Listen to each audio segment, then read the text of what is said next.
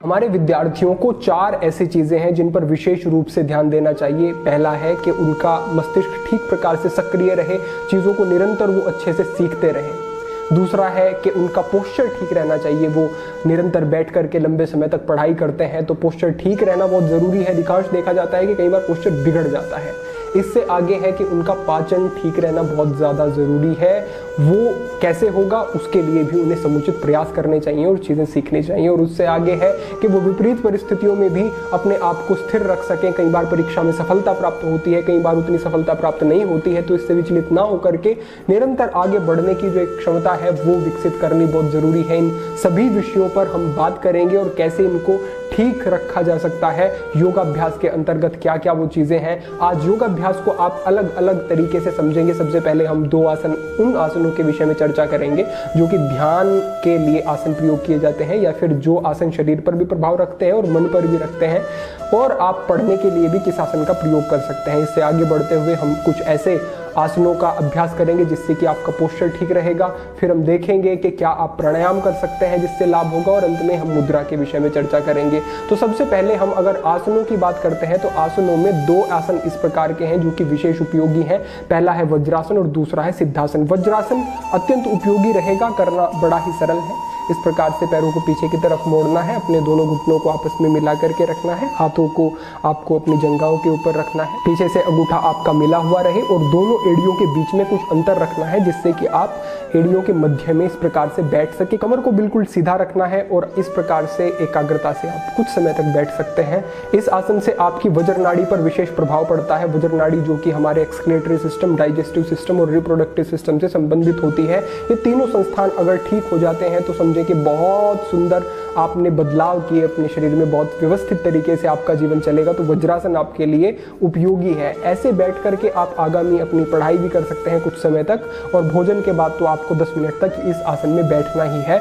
ये अत्यंत उपयोगी रहेगा। इससे आगे बढ़ते हुए आप देखें कि सिद्धासन, जो कि प्रमुख आसन कहा जाता है योगाभ्यास के अंतर्गत, इतने सारे आसनों के मध्य में अगर एक किसी आसन को विशेष बताया गया है वो सिद्धासन है। सिद्धासन का अभ्यास योगी अपनी साधना में प्रगति के लिए, ध्यान करने के लिए भी करते आए हैं, और साधना के लिए अगर प्रयोग हो रहा है तो जो आपकी पढ़ाई है वो भी आपके लिए साधना ही है, तो उसके लिए भी आप सिद्धासन का प्रयोग कर सकते हैं। बहुत ऐसे प्रश्न आते हैं कि पढ़ते हुए हम किस आसन में बैठे, कैसे बैठे, तो कमर सीधी रखनी जरूरी है। और जब आप देखें कि आप इस प्रकार से पालथी लगाकर बैठे हैं तो कई बार कमर आपकी धीरे धीरे मुड़नी शुरू हो जाती है, झुकनी शुरू हो जाती है। ऐसा नहीं होगा जब आप सिद्धासन में ठीक से बैठेंगे। सिद्धासन के विषय में हमने पहले एक वीडियो बनाया है जिसमें कि विस्तृत चर्चा हुई है। यहाँ पर मैं संक्षेप में आपको कहता हूँ कि इस प्रकार से आपको अपने पैरों को सामने की तरफ ले जाना है। पहले बाएं पैर को लेना है और इस प्रकार से मोड़ते हुए दाहिने पैर की जंघा से इस प्रकार से स्पर्श करा देना है। फिर दाहिने पैर को आपको इस प्रकार से मोड़ते हुए ऊपर लेकर के आना है और आपको बाएं पैर की जंघाओं के और पिंडलियों के मध्य में ऐसे इसको एडजस्ट करना है, और दूसरे पैर को इस प्रकार से ऊपर। जो आपका बायां पैर है जो नीचे है वो आपके पेरिनियम रीजन, आपके मल द्वार और आपकी जननेंद्रिय के मध्य का जो एक स्थान है वहां पर स्पर्श रहना चाहिए। ये सजगता रखनी अनिवार्य है।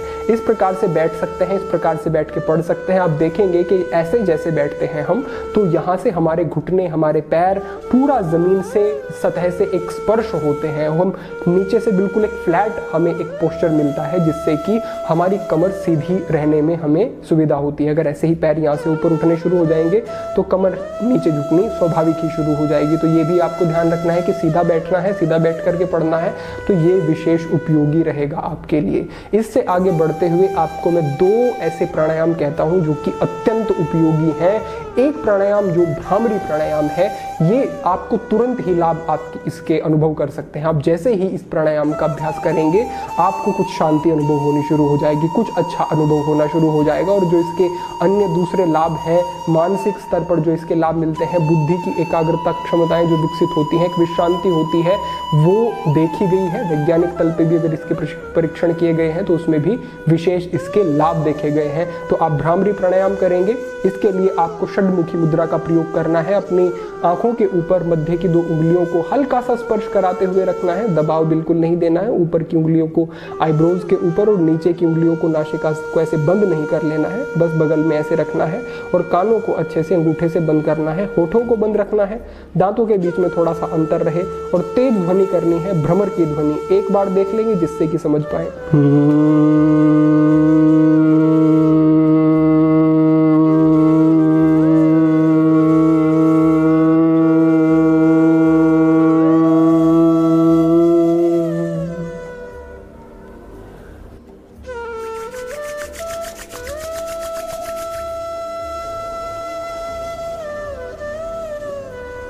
इस प्रकार से ये एक बार मैंने आपको बस करके बताया है।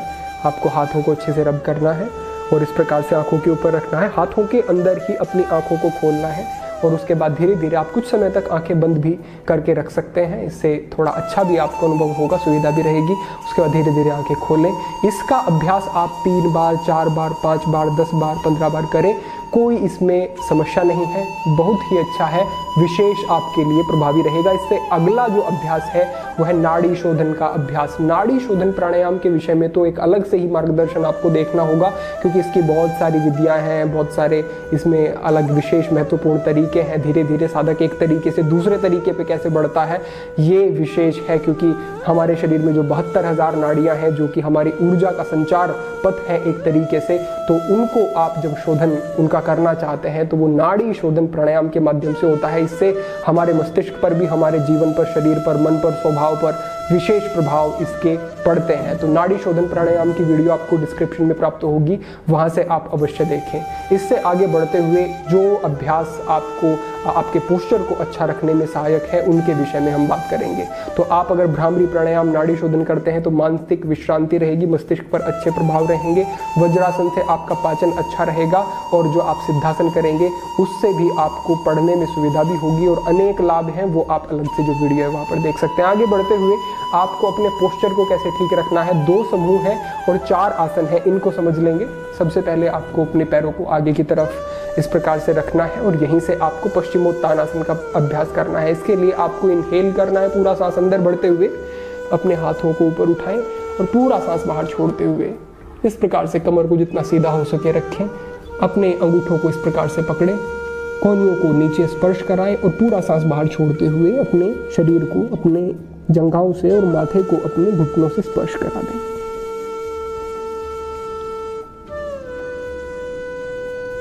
कुछ समय तक रुकने के बाद धीरे धीरे से सांस को अंदर भरेंगे और फिर वापस आ जाएंगे। यहीं से आपको करना है पूर्वोत्तानासन का अभ्यास। पूर्वोत्तानासन के लिए अपने हाथों को थोड़ा सा पीछे रख लेंगे और यहीं से पूरा सांस अंदर बढ़ते हुए पूर्वोत्तानासन।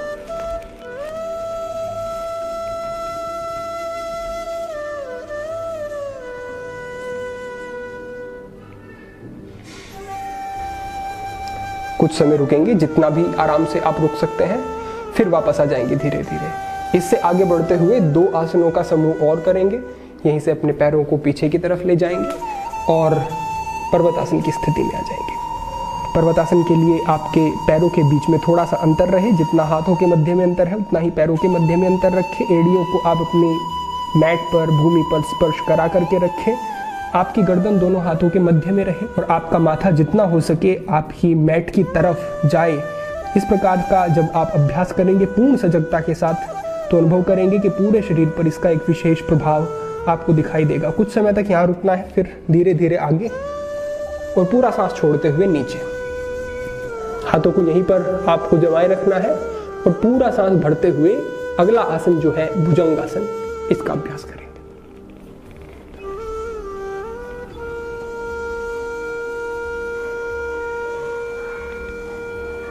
कुछ समय यहाँ रुकें, पूरा सांस बाहर छोड़ते हुए वापस नीचे और इसी प्रकार इस क्रम को आप दोहराएंगे। जितना भी आप आराम से कर सकते हैं, इन दोनों समूहों का 3 बार, 4 बार, 5 बार इनको दोहराएंगे। तो इतना मात्र करने से आपका पोस्चर कभी नहीं बिगड़ेगा, फ्लेक्सिबिलिटी भी बनी रहेगी और अन्य जो लाभ प्राप्त होंगे वो विशेष आपको अनुभव होंगे इस अभ्यास। आपको जो अभ्यास करना है वो है शांभवी मुद्रा का अभ्यास। शांभवी मुद्रा एक विशेष अभ्यास है जो कि दोनों तरीके से विशेष प्रभावी है हमारे लिए। अगर हम आध्यात्मिक प्रगति चाहते हैं, यौगिक मार्ग में आगे बढ़ना चाहते हैं, अपनी एकाग्रता और मस्तिष्क की क्षमता का हम विकास करना चाहते हैं, तो शांभवी मुद्रा, ये शंभु भगवान शिव की प्रिय मुद्रा और उनके द्वारा ही निर्दिष्ट है, तो ये योगियों के लिए विशेष रही है हमेशा ही, और इसका अभ्यास भी योगी निरंतर करते रहे हैं। तो इसको आप ठीक से समझ सकते हैं। इसके विषय में भी विस्तृत मार्गदर्शन की आवश्यकता है, क्योंकि अल्प ज्ञान से हम इस मुद्रा का अभ्यास नहीं कर सकते, तो ठीक से आपको समझना होगा। उसके लिए डिस्क्रिप्शन में लिंक है, वीडियो जा करके ज़रूर देख लें। इससे आगे बढ़ते हुए मानसिक शांति के लिए आप समर्पण ही एक तरीका है जिसको अपना सकते हैं। ईश्वर के प्रति जिस व्यक्ति का समर्पण होता है, जो ये मानता है कि ईश्वर मेरे बंधु हैं, सखा हैं, मेरे स्वामी हैं, सब कुछ नियंता करता वही है, और उनके प्रति समर्पित रहता है, वो सदा ही आत्मविश्वास से युक्त रहता है। ईश्वर की न्याय सत्ता पर कभी हमें संदेह नहीं करना है। हमें विश्वास रखना है कि हम जितनी मेहनत करेंगे उतना हमें निश्चित रूप से प्राप्त होगा, और अगर हमें कहीं ना कहीं ऐसी सफलता जीवन में प्राप्त नहीं हो रही है, तो कहीं ना कहीं हमें अपने अंदर सुधार करने की आवश्यकता है, हमें और विकसित करने की आवश्यकता है, और कुछ नया सीखने की आवश्यकता है। इस विषय पर भी विस्तृत मार्गदर्शन किया गया है। ज़्यादा सोचना बंद करें। अगर आपने यह वीडियो नहीं देखी है तो आपको प्राप्त हो जाएगी, जाकर के अवश्य देखें, आपको विशेष लाभ होंगे, और विशेष आपके लिए ये एक मार्ग खुलेगा आपके भावी जीवन में और उत्साह और ऊर्जा के साथ आगे बढ़ने का। तो ये हमारे विद्यार्थियों के लिए विशेष है। अपने सभी बंधुओं तक इसे अग्रेषित अवश्य करें, जिससे कि सभी के मध्य में एक विशेष जागृति पहुंच सके कि हम किस प्रकार से हठ योग से और हम अपने सनातन सिद्धांतों से लाभ लेते हुए अपने विद्यार्थी जीवन को सक्षम बेहतर बना सकते हैं, और अपनी सही प्रकार से सभी क्षमताओं का प्रयोग कर सकते हैं। सभी के लिए आज यही एक मार्गदर्शन है। आज के लिए इतना ही। सभी के लिए प्रार्थना, सभी के लिए मंगल कामना। ओम नमः शिवाय।